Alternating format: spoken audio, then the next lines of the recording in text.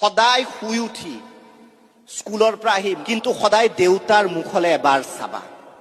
পঢ়িব মন নাযাব নহয় কেতিয়াবা, দেউতাৰ মুখলৈ এবাৰ চাবা। গোটেই দিনটো মানুহজনে কষ্ট কৰি 10-15 টকা 100 টকা 200 টকাৰ হিচাপ কৰি মোৰ ল'ৰাটোই পঢ়িব, মোৰ ছোৱালীজনী পঢ়িব বুলি চিন্তাত যে চিন্তাক্লিষ্ট মুখখন এবাৰ দেউতাৰ মুখলৈ চাবা আৰু মনত প্ৰতিজ্ঞা কৰিবা, দেউতা মই তোমাৰ বাবে পঢ়ি ডাঙৰ মানুহ হ'ম। বিশ্বাস কৰা, কোনো ৰিল চাব মন নাযাব তেতিয়া। মাৰ মুখখনলৈ এবাৰ চাবা। কিমান উজাগৰি নিশা পাৰ কৰিছে আমাৰ বাবে, কিমান জ্বৰ হৈছিল, আমুক হৈছিল, আমাৰ অকণমান গা বেয়াৰ লগে লগে মায়ে গোটেই ৰাতি নোখোৱাকে আমাৰ সৈতে আছিল, আৰু পুৱা 5 বা 6 বজাত হয়তো দেউতাক কামলৈ যাবলৈ বা যি কাৰণে ৰাতিপুৱা খাদ্য তৈয়াৰ কৰি দিছিল চকুত টোপনি থৈ।